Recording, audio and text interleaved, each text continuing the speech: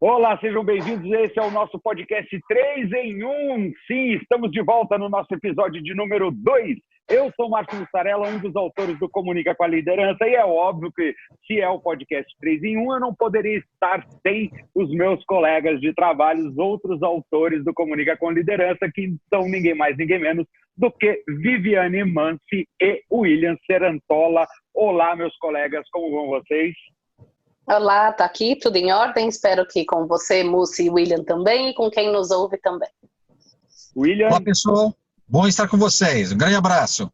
É isso aí, William, a gente pegou o William no meio do trânsito, e aí a gente falou, William, dá uma encostadinha, a gente precisa bater esse papo, é estratégico que a gente bata esse papo agora, e aí ele fez esse favor de encostar o carro para conversar com a gente e trazer um pouco e compartilhar um pouco desse conhecimento e das experiências que a gente tem. Se você nunca ouviu falar sobre o Comunica e sobre o podcast 3 em 1, o Comunica com a Liderança é um curso que a gente faz orientado a profissionais que têm o desafio da comunicação com empregados, comunicação interna, endomarketing, ou seja lá o nome que você gostaria de dar para aquele grande desafio da comunicação organizacional, trocar ideias com os empregados, deixar todos alinhados, motivados, sabendo o que acontece, a missão da empresa, os acontecimentos e tudo mais, e é óbvio que aqui tanto o William quanto a Viviane podem falar muito melhor disso. Nós criamos esse curso e a gente já está aqui discutindo sobre... Hoje, o tema do nosso episódio é nada mais, nada menos do que a comunicação estratégica. O que significa quando que a área de comunicação ou a atividade de comunicação ela vai se tornar ou ela pode se tornar uma área vista como estratégica pela empresa. Vou começar com essa provocação. Vocês acham que é possível isso?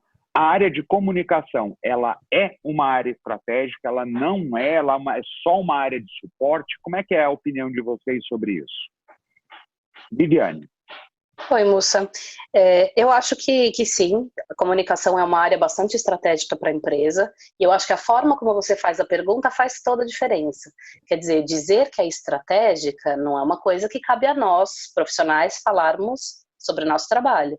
Eu acho que a coisa começa a ficar boa de verdade quando a empresa entende que comunicação é estratégica. E esse é um termo... Enfim, tudo é estratégico hoje em dia, né, gente? Até Sim. Ligar a lâmpada é estratégico. Mas eu acho que Exato. E aí, eu acho que isso torna o nosso trabalho ainda mais interessante, porque quando a gente lida com diferentes variáveis, ou seja, se eu estou lidando com mais de 3 variáveis, eu já posso chamar a questão aí de complexa. Isso é um pouco a realidade que as empresas vivem. Então, a gente lida com uma pressão de mercado para mais resultado, com fatores externos à empresa que, de alguma maneira, interferem na forma como ela faz negócio, que é importante também. A gente tem uma relação diferente com as pessoas do que a gente tinha no passado. Convivemos com vários perfis, várias gerações dentro da empresa. A própria relação com o trabalho muda. Então, quando a gente começa a colocar todas essas questões aí empilhadas, né, umas sobre as outras, a gente começa a perceber que fazer comunicação hoje é diferente do que a comunicação que a gente fazia no passado. Se antes, ou seja, a gente o impacto é muito maior do que de antigamente. Ela é muito mais necessária que antigamente.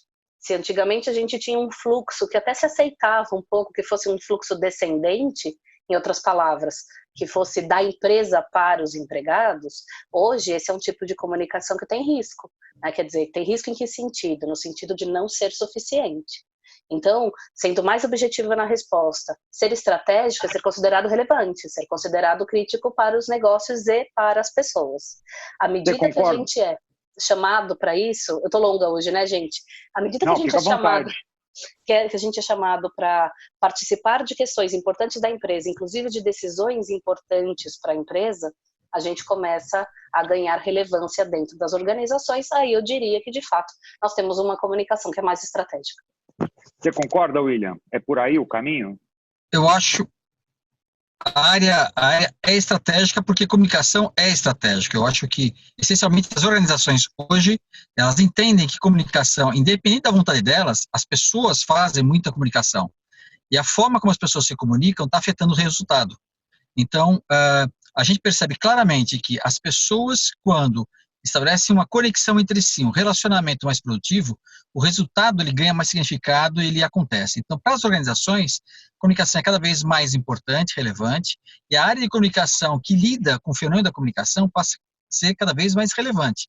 Tudo depende de como a área de comunicação se posiciona. Se ela quer defender canais, uma abordagem mais instrumental, ela perde importância. Se ela defender o fenômeno da comunicação como um todo, isso valoriza o resultado do negócio. Então, a área de comunicação se torna estratégica porque a comunicação é estratégica nas organizações, mas a área de comunicação precisa aprender a se posicionar de forma diferente nesse novo cenário. Legal, eu acho que a gente já tem pontos aí bastante interessantes, mas eu quero ainda ficar nesse nosso ponto inicial, que é o seguinte: eu acho que existe um ponto, uma questão que eu vejo aqui, que para nós que somos da área, que consumimos muito a área e tudo mais, e é muito claro entender esse posicionamento para a comunicação de um modo geral. Aí a gente vê o outro lado, as lideranças, a empresa como um todo, outras áreas não diretamente ligadas ou envolvidas à comunicação, que sequer conseguem enxergar as possibilidades de utilização dessa comunicação e acabam reduzindo ela a uma área de comunicados. E aí, como é que a gente faz? Quer dizer, como pensar em ser estratégico se a empresa sequer consegue vislumbrar essa possibilidade em relação à atividade fim? Olha, eu pegaria o gancho no que o William falou sobre canais. Eu acho que uma das dificuldades da gente sentado numa cadeira de comunicação é que a gente tem que operar tudo. A gente opera a comunicação estratégica, opera a comunicação tática e a comunicação operacional também. Isso faz parte faz parte das entregas que a gente tem que fazer. A questão é que quando a gente vai conversar com outro executivo, com o diretor, com o presidente, ele quer saber quantas matérias nós fizemos na revista interna, na intranet ou na rede colaborativa interna, embora a gente queira dizer. Só que isso para eles é menos relevante. Ou seja, a gente precisa criar repertório nessa gestão da gente conversar sobre o que realmente importa. O que a liderança quer ouvir é sobre a eficiência do processo de comunicação. Por isso que eu estou retomando a fala do William. Ele não quer saber se a gente conseguiu fazer isso pela internet, pela revista, por um encontro. Na verdade, a gente tem que partir para o resultado de fato. Então, é aí que a gente, de alguma forma, precisa aportar valor. Aí alguém que está nos ouvindo pode até ter uma memória que eu, por exemplo, tenho da minha vida do passado, que às vezes, um presidente olha para você e fala, tá bom, mas quantas revistas você produziu? Aí você fala, poxa, a gente acabou de falar que a gente não tem que focar em revista, mas essa é a pergunta que eu recebo do meu presidente. É possível que aconteça, gente, já aconteceu comigo também, mas aí eu acho que faz parte do nosso trabalho de criar repertório na empresa sobre o que esperar de uma comunicação que é dita relevante. Se a gente deixar que a conversa realmente esteja focada em veículos, aí de fato é pequeno. Aí você imagina um presidente, a quantidade de decisões importantes que toma todo dia, e aí coloca na fila resolver os veículos da comunicação com o empregado, gente. É óbvio que vai ficar no final da fila. Se eu fosse presidente, tomaria a mesma decisão. Então, a discussão é, qual é o resultado de fato que eu quero? Não é veículo. O resultado de fato é uma mudança de comportamento. Então, vamos discutir as mudanças de comportamento. Ô, Vivi, eu acho que assim, uma coisa que eu acho que é importante a gente acrescentar é não só você saber como quantificar ou entregar o resultado que é relevante ali para o líder, mas também colocar no idioma ou no dialeto que ele entenda, porque um dialeto é o dialeto da comunicação e as mensurações e o que é resultado ou valor para a comunicação, como, por exemplo, nós tivemos tanto de impacto, tivemos tantos leitores, tanto não sei o quê, e o que é resultado e o que é impacto e o que é valor para um presidente, para um líder direto, para um gerente médio, né? Saber entregar os resultados que serão vistos como algo acionável, algo que eles possam pegar aquilo e saber qual a aplicabilidade daquela informação. Porque simplesmente pegar nós tivemos tantas adesões na nossa campanha de não sei o quê, ele não faz nada com aquilo e aí ele realmente não vai entender, nem assim, Por que você está me falando isso? Para mim não faz sentido nenhum. Se eu Não é isso? pudesse, se eu pudesse resumir, eu acho que é o seguinte: a comunicação é estratégica porque ela é relevante. Ela é relevante porque traz resultado. Só que o resultado que eu tenho que apresentar, assim como eu não posso falar de comunicação em cima dos comunicados, eu não posso falar de comunicação em cima dos canais.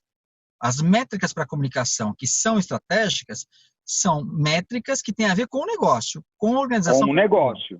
Então, a comunicação que é estratégica, ela é relevante porque traz resultados, e os resultados que a comunicação vai trazer não são dos canais, são dos resultados de negócio. Então, tem que falar sobre grau de engajamento, melhoria do clima organizacional, geração de novas ideias, capacidade de gestão de conhecimento coletivo, grau de inovação. Então, sim, os canais são métricas instrumentais. Quantos leads eu tive, quantas publicações eu fiz, quantas matérias apareceram, mas no final das contas, o que interessa é, se a empresa quer ser vista como inovadora, quantas ideias novas foram geradas a partir das dinâmicas de comunicação que nós fizemos dentro da organização e todo mundo pôde participar, porque ela quer ser inovadora. Então, geração de ideias é a forma concreta que você mede a inovação. Eu faço isso através de como? Processos, políticas e muita comunicação estimulando as pessoas a trazer novas ideias. Então, o comunicador, quando eu digo que ele precisa mudar de posição, ele precisa apresentar e se posicionar frente à área de comunicação, olhando a relevância e resultado, e precisa apresentar os resultados para além dos instrumentos. Ele precisa apresentar os resultados que também sejam estratégicos, métricas estratégicas, né? Então a gente pode dizer, só para eu ir fazendo uma amarração de tudo. Então a gente pode dizer que a área de comunicação, ela não só tem que ser estratégica nas suas ações, mas também estratégica na entrega do resultado, em traduzir esse resultado em algo mais aplicável.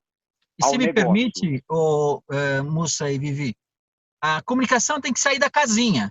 Como é que eu faço métricas estratégicas? Eu vou falar com o cara de marketing para saber quais são os resultados dele e como comunicação apoia isso. Eu vou falar com o cara de vendas, eu vou conversar com ele, entender como é que eu trabalho os elementos de comunicação a favor de vendas. Então, tem que sair da casinha e falar com as pessoas na realidade de resultados delas para ver como comunicação de forma independente e interdependente apoia esses resultados. Tá, deixa eu aproveitar esse gancho, William, e desculpa que eu te cortei, Vivi, se você quiser voltar depois no que você for falar, tudo bem, mas eu quero aproveitar esse gancho para puxar uma outra pergunta, que é o seguinte: um negócio que a gente ouve muito por aí, com o pessoal que interage com a gente e tudo mais, é o seguinte: mas a minha empresa não enxerga a comunicação como estratégica. O meu líder não deixa a gente fazer coisas estratégicas. Não, quer dizer, é sempre o terceiro, é sempre o outro, é sempre o mundo que não deixa a gente ser estratégico. E é isso mesmo? Ou seja, ou o caminho pode ser inverso. Eu posso ser estratégico e mostrar para o mundo isso. Ou não, eu tenho que esperar o mundo falar: agora você vai ser estratégico. E aí as pessoas vão perguntar: tá, e o que eu faço para ser estratégico? Bom, gente, eu acho que é muito risco, né? A gente esperar o mundo clamar, porque o mundo clamará por muita coisa. Eu acho que a gente tem um caminho mais fácil aí, se a gente tomar para a gente esse espaço, porque ele existe na organização. A pergunta objetiva e clara é: quem determina se é ou se não é estratégica? Tem alguém? A gente determina. Não é o líder, gente. Eu acho que a gente determina. É uma questão do nosso lugar de fala. E eu prefiro ser apreciativa e propositiva para dizer que a nossa cadeira é do tamanho que a gente cria. Então, se a gente ficar, né, numa posição defensiva, eu acho que a gente vai demorar mais para conseguir fazer um bom trabalho dentro das organizações de uma comunicação que é considerada relevante. É uma questão muito mais nesse sentido de postura. Por isso que a gente insiste tanto quando a gente dá curso, quando a gente entra no detalhe de tudo isso, por isso que a gente insiste tanto de que a comunicação começa, claro, a gente prevê uma mudança, né? A gente fala de as pessoas melhorarem, mas começa fundamentalmente por elas mesmas, por quem faz o curso. Porque a forma como a gente se vê e vê o nosso entorno dita a forma como as pessoas reagirão àquilo que a gente propõe. O comentário que eu ia fazer anteriormente, Quando o William comentava sobre veículos, assim, não se enganem. Às vezes a gente fala que a gente fala na comunicação estratégica, parece que é tudo muito etéreo. Na verdade, não se trata de ser etéreo. Eu preciso medir sim os veículos, eu preciso medir sim as entregas. Eu só preciso pensar bem de todas as medições que eu faço, quais são aquelas que faz sentido eu apresentar para um comitê executivo.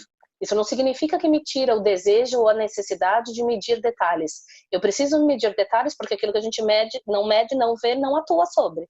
Quando eu consigo enxergar o que eu estou fazendo, entender quais são os nossos traços que se repetem, né? Quais são os comportamentos que se repetem, a gente aprende com isso, tanto para melhorá-los como para reforçá-los.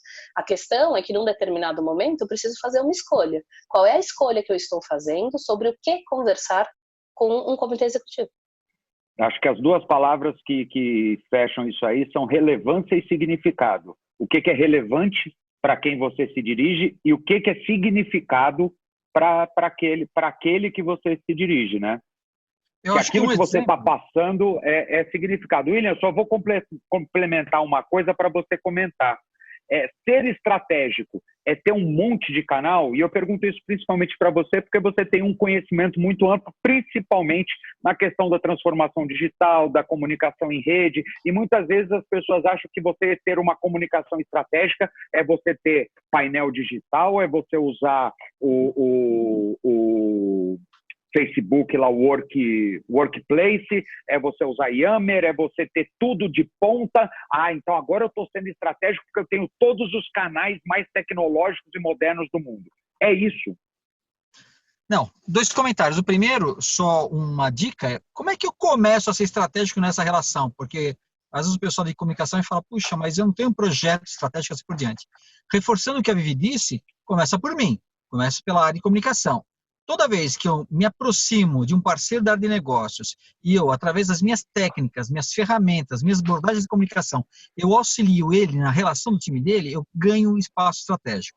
Então, eu posso começar na estratégia de formiguinha, no dia a dia, nos pequenos eventos, naquelas pequenas coisas, para depois ganhar relevância maior. Quando você fala em transformação digital, indo ao segundo ponto, eu tenho conversado muito com executivos nessa área de transformação digital e eles reclamam muito do problema do legado. O legado é o seguinte, você tem grandes instituições que têm uma série de processos e eles digitalizam como? Eles digitalizam o obsoleto. Então, muitas vezes, o que as empresas fazem de transformação digital é transformar em sistemas aqueles processos que precisam ser revisitados. E eles basicamente digitalizaram. Então, a transformação digital, às vezes, pode ser um perigo. A gente pode digitalizar aquilo que já não está funcionando. Pois é, esse é um problema sério. Então, transformação digital é mudança de mindset, de concepção. Transformação digital ele acompanha aquela lógica de multicanais, né? Quer dizer, todos nós somos cidadãos e consumidores, a gente quer ter acesso a qualquer instituição, a qualquer momento, no formato que eu queira, do jeito que eu quero. Então, basicamente, é você abrir possibilidades nas áreas digitais para as pessoas interagirem, o cliente, o consumidor, com a organização. Então, a transformação digital, ela pressupõe uma decisão estratégica da organização, de caminhar nesse sentido de trabalhar com plataformas digitais para dentro e para fora. Você faz transformação digital só voltada para dentro, metodologias ágeis, squads, scrums, aqueles grupos de trabalho que são processos, ou voltada para fora. Eu posso ter redes sociais, eu posso ter plataformas de interação externa. Então, tanto para dentro ou para fora, o importante é que eu crie um mecanismo de facilitação. O objetivo final é só um: colaboração, participação, comunicação direta. Por isso que eu disse que o mundo hoje fala em comunicação. Inclusive, o fenômeno da transformação digital ele aponta diretamente para a comunicação. Porque quando a gente fala em transformação digital, no final das contas, a gente está falando conectar as pessoas para que elas se comuniquem melhor de forma mais colaborativa. É isso. Então, hoje, para os comunicadores, transformação digital é outra alavanca importante para posicionar a própria área. Tá, deixa eu te perguntar uma coisa e estender essa pergunta também para a Viviane. Com essa questão da transformação digital, toda essa revolução que tem acontecido, isso, para mim, mostra um outro grande movimento, que é a inclusão de praticamente 100% das pessoas na comunicação da empresa, seja ela formal ou informal. Mas uma coisa que é inevitável dizer é que as pessoas estão comunicando na empresa de uma maneira como nunca fizeram antes, para o bem ou para o mal. Isso facilita ou dificulta a comunicação se posicionar como estratégica? Isso acaba ajudando ou prejudicando o trabalho dela? Esse é o bom. Diga, Vivi. Depende, quer dizer, a empresa está preparada para ouvir? Se a empresa está preparada para ouvir, facilita. Se a empresa está mais inclinada a controlar, vai ser um desafio.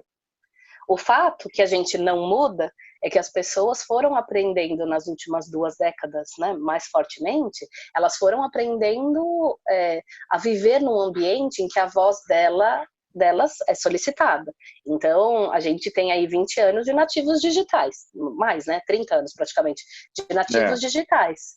Então, hoje é relativamente comum, você senta na sala, né, com a sua família, cada um pega o seu gadget e fica no seu gadget, não fica todo mundo, né, olhando para o mesmo device que era a TV. Então, vai ser a TV mais... virou a segunda tela, né? Quando ela existe, né? Aqui em casa, por exemplo, ela serve para pôr post-it, porque ninguém mais tem o hábito. Então, se é mais fácil ou mais difícil, vai depender da cultura das organizações. O fato é que se tornou uma imensa possibilidade.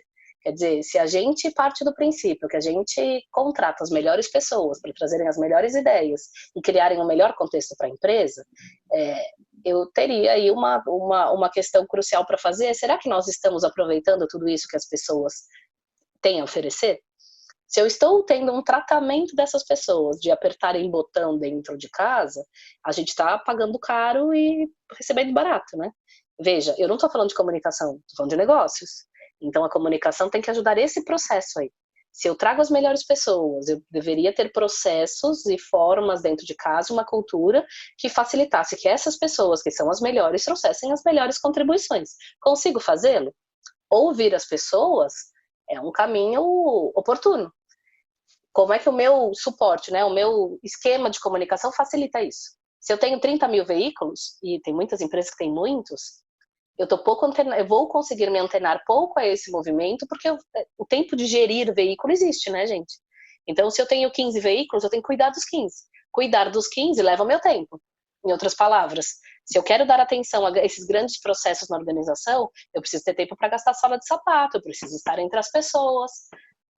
Então, nesse sentido, ter menos veículos me ajuda a ser mais eficiente. Então, a gente pode incluir o ouvir como uma das competências que hoje se torna mais importante para a comunicação também ser estratégica, além do emitir as informações e tudo mais? Com toda certeza. Vou deixar o William até discorrer sobre isso. Ele fez um estudo recente que aborda essa dimensão, mas comunicação nunca foi tão fortemente de 2 vias. Eu acho que a essência, voltando à sua pergunta inicial, dos multicanais, se muitos canais ajudam ou atrapalham a comunicação, depende muito da cultura e da liderança. A gente vê todos os estudos, seja os acadêmicos, seja de consultorias, que basicamente os grandes 2 desafios são cultura e liderança. Quando você fala sobre comunicação versus transformação digital.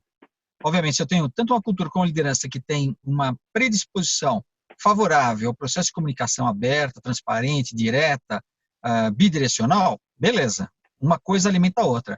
Agora, eu posso ter transformação digital em que as pessoas lancem mão de plataformas digitais em que ele queira mais controle.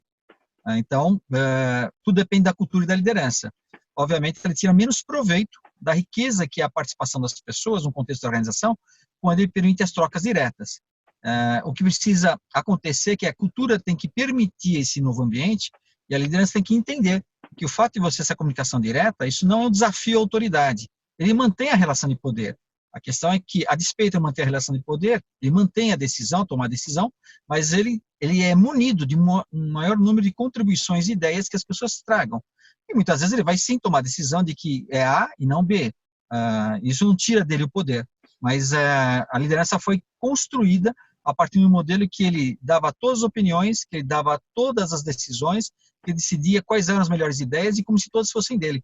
Então, a gente está indo para um outro tipo de ambiente, né? Em que as pessoas são mais participativas e não necessariamente a melhor ideia será do líder. Ele tem que ter abertura nesse sentido, né? Então, resumindo, o número de canais pode ser um facilitador ou um dificultador. Poucos canais trabalhados de forma eficiente ajudam muito.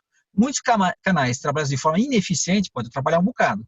Então, e o inverso é verdadeiro também. Quer dizer, eu posso ter muitos canais bem trabalhados e poucos canais pouco produtivos, Então, eu diria que os canais, eles interferem menos.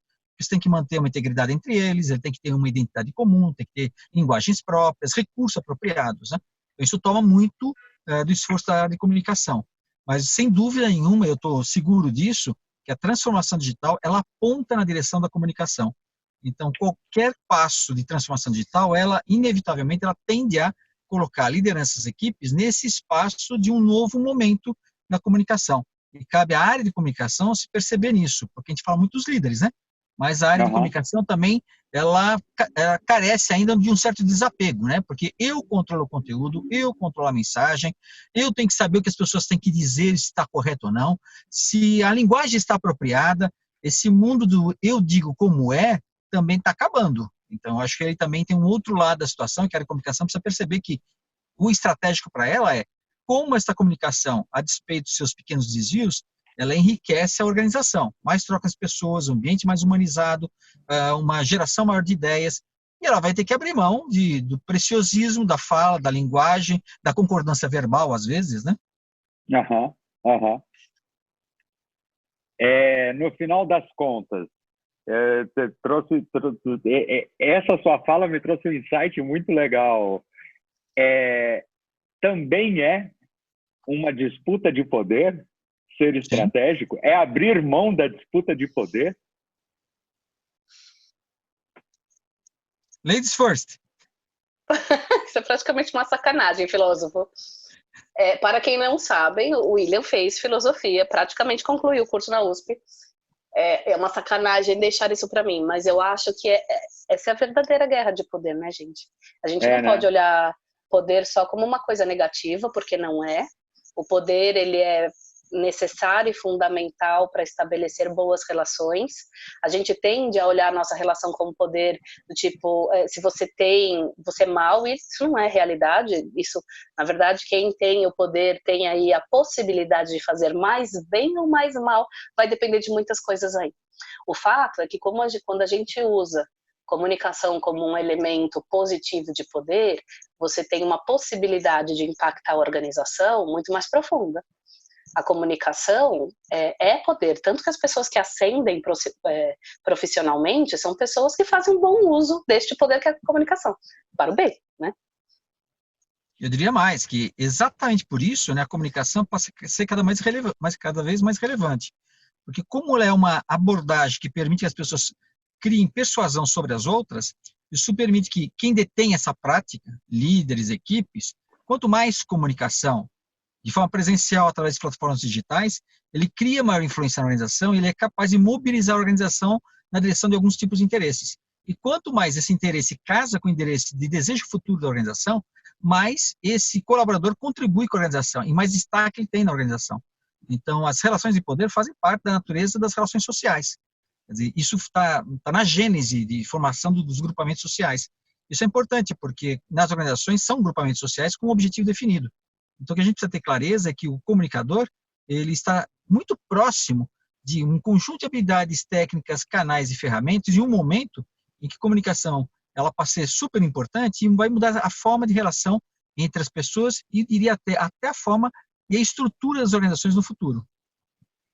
Isso com certeza. E eu também quero complementar, porque eu também quero falar desse assunto, que eu acho o seguinte, que comunicação é sim poder, mas é importante a gente lembrar para você que talvez possa confundir que poder não é autoridade. Poder, às vezes, pode ser você servir ao outro, te dá muito mais poder do que você exercer autoridade sobre o outro ou impor alguma coisa. Tendo dito isso, eu quero propor para vocês que a gente faça agora uma rodada de, não chega a ser um ping-pong, mas de frases curtas e diretas sobre algumas questões até um tanto quanto polêmicas aqui. Então, eu vou passar algumas frases e eu quero saber o pensamento curto e objetivo de vocês, conciso de vocês, que são algumas dúvidas que a gente tem da nossa audiência, que é o seguinte, e se eu quiser ser estratégico e encontrar resistência, não conseguir, tem lá o murinho para eu, o que eu faço? Eu vou complementar. Se tiver resistência ou não tiver espaço, o que eu faço? Seja paciente, mas não desista. William. Resistência é importante. Todo processo de mudança precisa enfrentar resistência. Se você quer comunicação que seja relevante, eles serão aqueles que vão testar suas ideias, validar para que elas possam ser efetivamente implementadas. Então, paciência, mas entendimento que este é o processo. A resistência é importante. E eu complemento que não seja uma paciência passiva, seja uma paciência ativa, fazendo step by step, passinhos de bebê aos poucos. Próxima pergunta. Se a minha liderança ou empresa, porque às vezes o pessoal fala, a minha empresa ou a minha liderança não enxerga a minha área ou minha atividade como estratégica, o que eu faço? Escuta para entender onde está a melhor oportunidade de contato. Como a pizza pelas bordas. Ache espaços junto à liderança nas atividades eu tô sentindo que é uma indireta isso, hein, William? Isso vai terminar de alguma maneira em mussarela, cara. Eu não sei porquê. Não foi intenção. Mas bem que eu pensei na pizza de mussarela. Mas olha, como a pizza pelas bordas, porque o que significa dizer é que você acha as oportunidades em que a comunicação ela favoreça esse líder na relação com a equipe dele. Essa é a principal descoberta dele. Quando ele perceber que nesse microcosmos a comunicação funciona, ele começa a olhar com mais interesse. E aí você ganha mais espaço para apresentar outras alternativas de comunicação. Da minha parte eu digo o seguinte, né, não achem que vocês vão chegar com uma frase mágica, vocês vão um dia entrar na sala do seu líder, ou seja lá onde for, e vão falar essa frase, e vai fazer um clique na cabeça e isso vai mudar. Eles falam, nossa, não é mesmo que vocês são estratégicos e eu não tinha visto até hoje, porque não é desse jeito que funciona. É uma construção ao longo do tempo. Se não está claro qual é o papel da comunicação na empresa, o que fazer para guiar esse papel ou para alinhar esse papel? Aí eu vou dar uma aprofundada. Porque não dá, tem gente que quer ser só estratégico, ou só criativo, ou só não sei o quê, e quer parar de fazer comunicado. Não dá, né? Não, definitivamente não dá, gente. A comunicação, ele é um processo complexo, que ele tem uma parte de inspiração e uma parte de transpiração. A gente não muda o mundo só falando sobre coisas, né? Isso exige de nós também fazer coisas, demonstrar que é importante, alimentar as pessoas com visão de futuro, dando a elas oportunidade de fala. Isso tudo é muito concreto, isso não é do plano das ideias, isso é do plano da atividade fim nossa no dia a dia. Tem que fazer as duas coisas. Tem hora que você tem que estar a 10 mil pés de altura, tem hora que tem que estar lá, coladinho no chão para fazer as coisas acontecerem dentro das organizações. Tá, Vivi, deixa eu complementar uma coisa e depois o William já responde as duas juntas. Mas ninguém pede para eu falar sobre visão da empresa, então eu não tenho oportunidade. E aí? Se ninguém pede para ele fazer as coisas legaisinhas, a pessoa pode tentar encaixar dentro do que ela já tem a possibilidade ou apresentar algumas sugestões, seja lá para quem for? Ela pode fazer fora do horário do trabalho dela um negócio e mostrar? Olha, eu acho que até pode, mas nem seria a minha recomendação. Eu acho que a gente chegar na organização, lidar com uma realidade que exista, isso é muito pouco, né, gente? Isso é chato.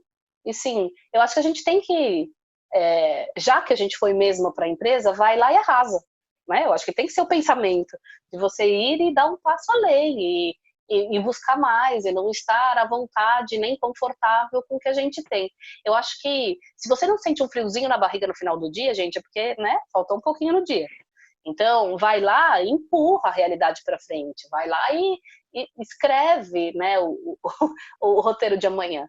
Se a gente for simplesmente vai lá e faz o que está prescrito, pode ser que a gente entre numa realidade de ser muito pouco. Então, de novo, começa da gente, né, até onde a gente quer ir. Eu até brinco com isso, né, vai com tudo mesmo, né, gente, vai querendo empurrar as fronteiras do que é possível, necessário, viável, porque quanto mais a gente fala sobre isso e cria futuro, mais o futuro se consolida.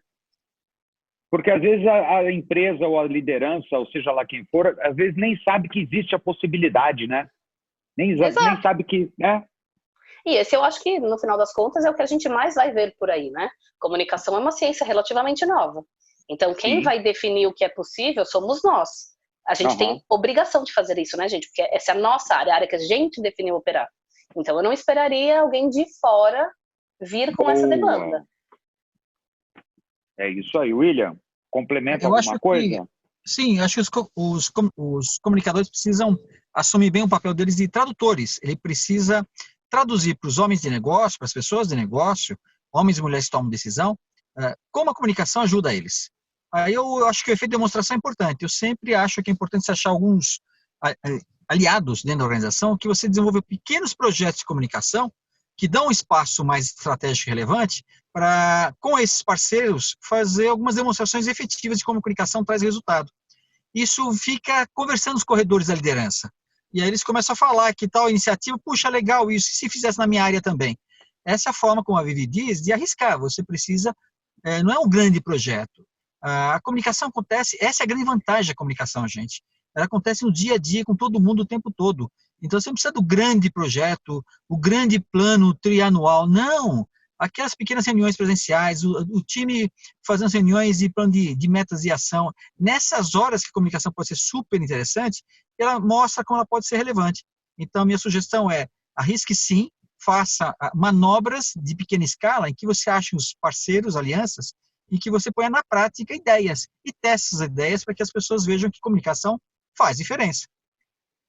É isso aí. E a minha contribuição é com uma analogia com cozinha, que eu gosto de fazer muito, que é o seguinte: mesmo que você seja contratado e demandado a fazer arroz, feijão e bife todo dia, nada impede de um desses dias você chegar com alguma coisinha diferente, não precisa ser um prato inteiro, mas uma provinha e colocar do lado de para quem você está servindo o arroz, feijão e bife, falar: experimenta isso aqui, ó, eu fiz enquanto eu estava terminando de preparar o negócio, me fala o que você acha. E, de repente, tanto ele quanto você podem ter uma surpresa do que pode sair dessa pequena prova do que você apresentou. Então, eu acho que não é nem não fazer, porque você não pode fazer o grande banquete francês, mas é ir experimentando e oferecendo a experiência aos poucos para as pessoas que interagem, que demandam os trabalhos de vocês.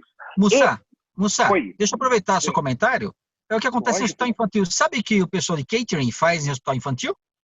Eles entregam comida para as crianças com formato de rostinhos e bichinhos.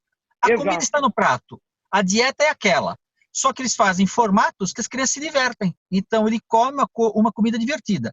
Exatamente o que a nutricionista propôs, mas o que o pessoal da cozinha faz, eles oferecem uma experiência ao olhar da criança que seja mais divertida.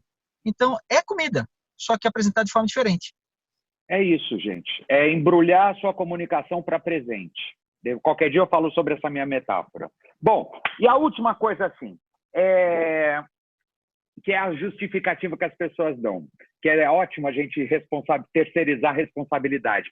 Ah, mas eu não sou o líder. Ah, mas não sou eu quem decido. Ah, mas eu não mando nada. Eu sou só um estagiário. Eu sou só não sei o quê. Eu acho que tem muita relação com essa última resposta que a gente tem, mas vocês têm alguma sugestão para essa pessoa que talvez esteja ouvindo a gente agora, está tendo essas ideias, acha tudo super legal, mas está se sentindo impotente diante da estrutura organizacional?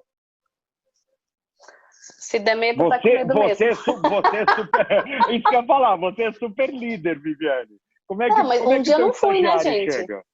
Então, mas eu já fui estagiária, já fui analista, já fui coordenadora. E no final das contas, se tem algo que, agora pensando alto com vocês, se tem algo que nunca mudou em mim, foi ir lá e fazer. Então, as coisas foram acontecendo para mim até em termos de carreira, de oportunidade, coisa e tal, muito porque eu nunca vi no meu cargo, não importa, né, qual deles ao longo da vida, uma barreira para eu fazer uma coisa X, Y, Z. Nunca vi. Então, como o cargo para mim nunca foi uma coisa que se tornou uma parede, né, ou um obstáculo, as coisas foram acontecendo. William? Eu acho que é o seguinte, as pessoas não precisam desafiar, crie o seu próprio desafio. Então, como é que eu posso fazer a minha comunicação no meu espaço de ação? É o que a gente fala, né? Em várias técnicas, o pessoal fala que, no final das contas, a gente tem entre 10% a 15% de ação que não depende de nada nem ninguém. Então, nesses 10%, 15% de ação que só depende de você, o que você pode fazer diferente? Mas você define aquilo que é plausível, prático, possível de ser feito. Às vezes é só uma simples maneira de arrumar a comida no prato. custou nada. A comida é a mesma, é uma questão de disposição da forma. Pode levar um pouquinho mais de tempo, mas o impacto que isso causa no resultado final é muito grande. Surpreende todos. Então, essa é a mágica. Como é que eu desperto as pessoas nisso? É aquele caso da Disney, que a Disney ela não vende entretenimento, ela vende magia. E tem um caso famoso, que é a arrumadeira de quarto resolveu, um belo dia, as crianças vão ao parque e deixam os bichos de pelúcia lá. Ela resolveu arrumar os ursinhos como se estivessem assistindo televisão. Então, no primeiro dia que as crianças voltaram, viram os ursinhos vendo televisão. No segundo dia, ela arrumou como se estivesse jogando dama e assim por diante. Então, a experiência dos pais das crianças naquelas 3, 4 dias é inesquecível. Não está em nenhum guide, ela não foi treinada para isso, mas também não teve ninguém dentro da organização falando, não faça isso que você está perdendo seu tempo. Ela tomou iniciativa, foi inspiracional, mas ela fez uma coisa que teve um impacto. Hoje, isso faz parte das práticas da Disney. Isso é um caso real. Então, é a mesma coisa. Pequenas coisas movem grandes montanhas. Então, é tal negócio. A gente acha que os nossos pequenos gestos não valem nada. Não. São os pequenos gestos que efetivamente mudam a realidade. Faça o seu pequeno gesto nessa semana, nesse mês, nesse trimestre. Essa é a ideia. E acho que vale a pena comentar que, assim, não vamos achar que com isso, eu estou falando que eu sempre, né, tentei fazer coisas diferentes lá e fiz, gente, isso não quer dizer que foi 100% sucesso, tá? Lógico. A gente erra, quebra a cara, tem coisa que não dá certo. Eu acho que a única coisa que é diferente, no meu caso, é que tudo bem, deu errado, tira o pozinho de cima do ombro, dá uma limpadinha e vai andando, né, gente? Tem que caminhar, tem que voltar a fazer, tem que melhorar as práticas, tem que ter um espírito de fazer melhor sempre. E as coisas vão tomando o seu lugar, né? Quanto mais você é aberto para fazer transformação, a transformação também te busca. E aí a gente começa a ter, assim, uma troca bacana com as organizações, né? De você querer fazer e da organização te dar espaço porque sabe o que você quer fazer. E eu vou ser muito inconsequente, muito politicamente incorreto agora, mas eu não estou nem aí. Primeira coisa, teve uma líder minha que me falou uma vez o seguinte: se não é proibido, é permitido. Segunda coisa, é mais fácil pedir desculpa do que permissão. Acho justíssimo. Isso veio de uma líder minha. Eu fui falar um negócio com ela, ela virou para mim e falou: Mussarela, é mais fácil pedir desculpa do que permissão, muitas vezes. E a terceira coisa é: dá uma olhada nas pessoas que você tem como ídolos, como exemplos, como pessoas que venceram na vida, venceram na carreira e tal. Eu acredito que nenhuma delas chegou onde chegou cumprindo o mínimo necessário que era esperado delas. Eu acho que nenhuma dessas pessoas que fizeram a diferença na vida fez isso cumprindo com a sua nota 5 que passa de ano. Eu acho que eles foram além do 10. Então, eu acho que esse é um bom pensamento para a gente chegar aqui à nossa reta final desse nosso podcast 3 em 1, onde nós conversamos sobre como a comunicação com empregados, a comunicação interna, a comunicação com a liderança pode ser estratégica e pode ser vista como estratégica pela empresa. E aí eu peço nas nossas palavras finais o seguinte: temos uma dica de ouro. Uma dica de ouro. Assim, olha, se é para ficar com uma coisa na cabeça quando sair desse podcast, é isso. Viviane. Comece. Tem que começar, gente. Não dá para esperar que venha de fora. Tem que vir da gente. E a minha frase completa dela. A comunicação começa por você. Você é o principal agente da comunicação. Comece através de você. E eu vou complementar, então, esses 3, e mais legal que a gente não combinou isso. Comece por você, pratique, aprenda e ajuste. E aprender com os acertos e com os erros, como a Viviane muito bem falou. Porque só você aprender, só colher conhecimento, e tal, não adianta nada. Você tem que praticar e ir ajustando. Que esse é o verdadeiro conhecimento com a aplicabilidade. Dessa maneira, nós ficamos por aqui. Este foi o nosso episódio de número 2 do nosso podcast 3 em 1. Eu sou o Márcio Mussarela. Nós estivemos aqui com Viviane Mansi e também William Serantola. E em breve nós teremos a nova turma do Comunica com a Liderança. Se eu fosse você, participava, porque vai ser muito bacana. Até uma próxima oportunidade. Muito obrigado. Tchau, Viviane. Tchau, William. Até mais, gente. Boa semana. Tchau, gente. Um abraço.